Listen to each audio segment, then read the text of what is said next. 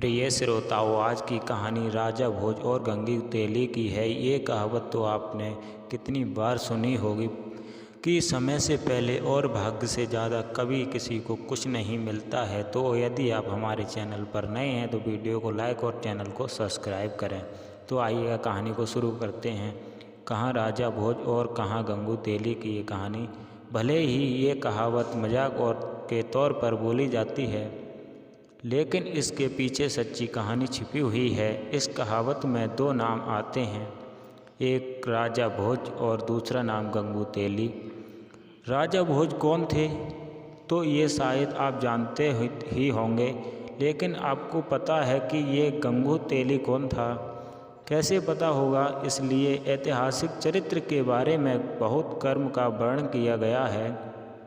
हालांकि इतिहासकारों के गंगू तेली को अलग अलग मत हैं।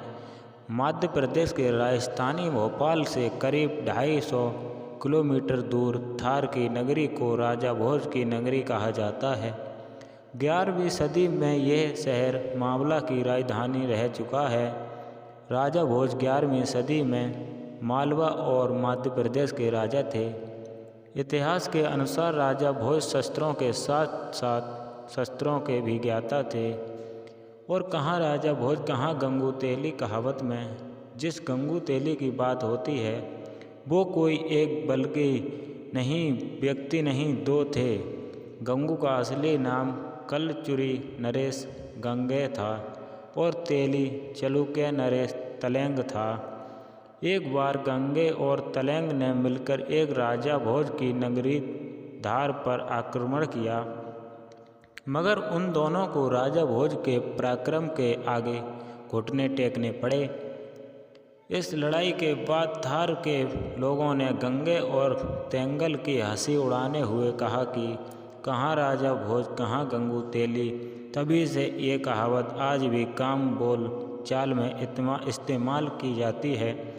इस कहावत से जुड़ी एक ही कहानी और एक ही प्रचलित है, जिसके अनुसार राजा भोज के महाराष्ट्र के पनहाल किले की दीवार पर बार बार गिरती रहती थी।